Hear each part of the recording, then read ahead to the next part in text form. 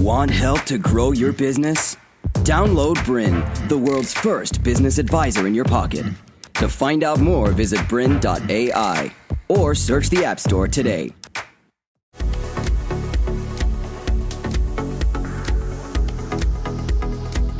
Hello and welcome to Empire Builders. There's three main ways to make wealth, and that's property, shares and business. And today we're going to get an education in shares, and that's me included because I know absolutely nothing about it. And we're lucky enough to be joined by Roger Montgomery from the Montgomery Fund. Welcome to the show, Roger. Thanks, Chris. Nice to Good be to here. see you. Thank you. And look, please treat the viewers like me. Pretend we know absolutely nothing. So obviously, as you know, I'm a property guy, so I'm looking to learn something as well. Let's start off with the real basics. Why would we want to invest in shares? Well, it's interesting. As you mentioned in your introduction, the way to make wealth is through property, shares and business. And shares are just a piece of a business. Most people approach shares the wrong way, and instead of treating them as pieces of a business, they treat them like chips at a casino, and they bet on up and down. You could do the same thing in property if property was traded every single day, but because it's not, people approach property far more appropriately as an investment. And I'm glad we don't see the price every day. Yeah, if you did see the price every day, there'd be a lot more turnover. People would panic a lot more when prices started going down. Because shares are traded every single day and their prices are being recorded indeed every single second, a lot of investors tend to approach the stock market like a casino, and they're betting on the up and trying to avoid the down, much as they would bet on black and avoid red. And that's the wrong approach. So if you just think of shares as a piece of a business, you'll start thinking about shares the right way. So either take the approach that most people take, which is the approach of a speculator or a gambler. And to put some perspective on that, recently the Chinese stock market has collapsed. What was really interesting about that is 67% of speculators had less than a high school education and were borrowing money to trade shares. In other words, to punt or bet on the ups and downs of the stock market. And is this just a worldwide phenomenon that people think, oh, it's a stock market, I'm going to make money, so I'll just bet money just like they go to the casino? Yeah, so let's say, for example, you and I wanted to transact a business. You had a business to sell, and I was thinking about buying. We'd lock ourselves in a room. After completing full due diligence, we'd have lawyers and accountants at 12 paces, and then we would negotiate a trade sale. Take that business and pop it on the stock market, and that rational environment completely disappears. And what it's replaced by is a casino type environment where people are betting on the ups and downs. They're not thinking about the business. And in many cases, investors will buy and sell shares based on something that's happening in Greece or something that is happening in China, and it has no relationship to the number of buckets or widgets that particular business is selling. So they've got no idea about the business whatsoever, and they're just seeing a trend and saying, I'll either go with that or I reckon it's suddenly going to turn, like the red or black almost. I'll let you in on a little secret. There's a program that many viewers may or may not know that you and I appear on regularly. And on that program, sometimes I'll be on a panel with another panellist. And during the break, the host asks the panellist about a stock that a viewer has called in about. The panellist will not even know what the company does. They often lean forward and they say, so what's the code for that company? And then when the cameras are rolling, they'll give a recommendation about the stock. And to literally me, in that an instant, they'll just see something on the computer screen. They're just looking at a chart and they're saying, look, it looks like it's going up. I think it's going to keep going up and you should buy it. To me, that is absolutely absurd. And it's very, very dangerous. So the way you should approach the stock market is forget about all the ratios and dividend yields and PE ratios and all those things. Forget about all of that. And ask yourself, is this a good business? Do I believe that this business will be significantly bigger in 5 or 10 years' time? In fact, your job as an investor is simply to purchase at a rational price a part interest of a wonderful business that you believe is going to be materially bigger in 5, 10, 20 years from now. And are you talking about the business or the industry as a whole? Both. Right. Both. Okay, so now we're getting into the really interesting part of the discussion, because there are industries that are dying, and even a good business in a dying industry. For example, the very best vinyl record manufacturer is not going to be significantly bigger in 5 or 10 years' time. Now, they might survive. I'm not saying they're going broke, but they're in an industry that's in decline. Or think about another industry, the business of providing movie DVDs through a rental kiosk, so a vending machine. Now, renting DVDs through a vending machine, I think that's probably a dying industry.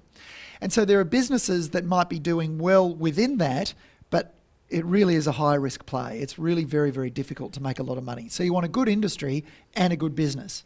And that's 100% the advice. The only time I've invested in shares, I was involved in a .com as an accountant. Right. We put it on the stock market.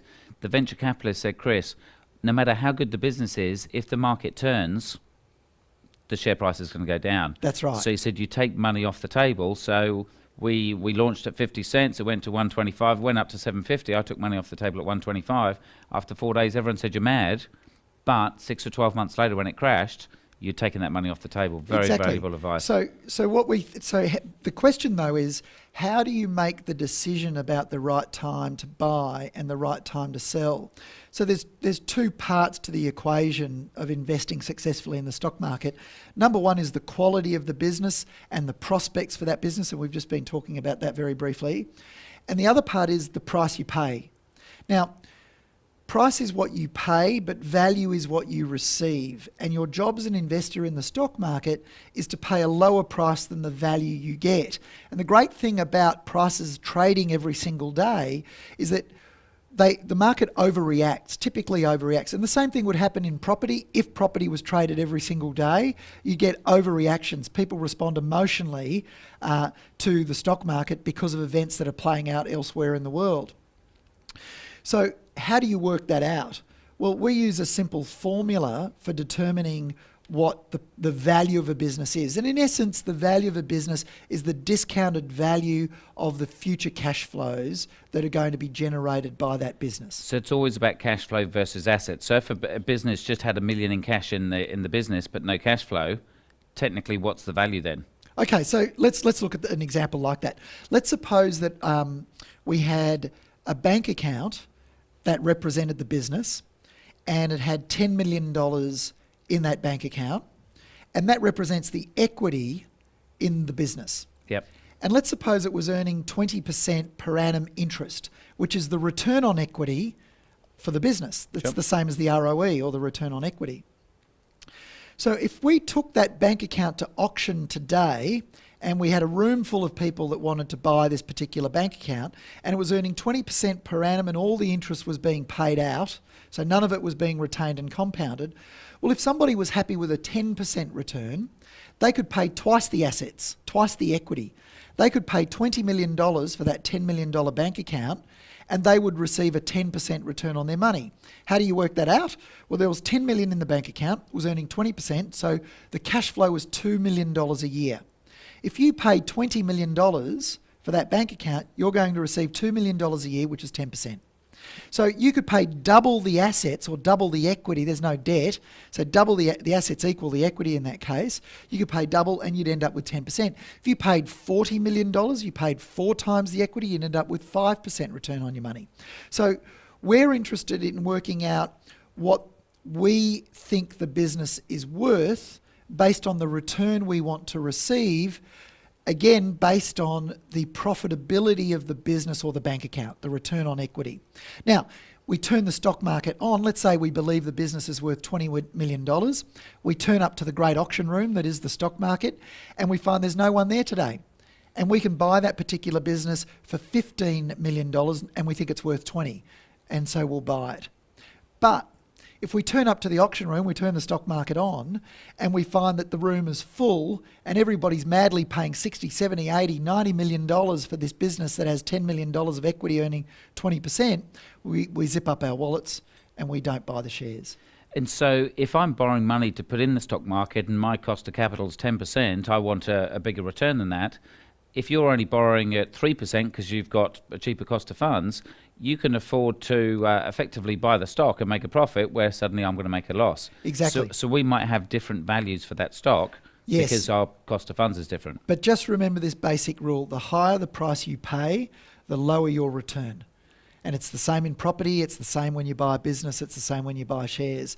So if your cost of funds is 3% and you use 3% as your discount rate, just remember you're buying a business that has risk. Then you're in the stock market and there's risk on top of that.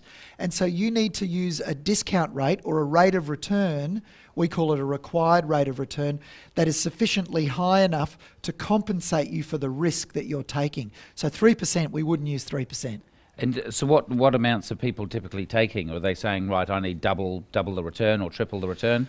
Well, it changes every day, of course, because the stock market rises and falls. So there's an implied rate of return, and we sometimes see investors using 2 and 3% required returns and 6% required returns.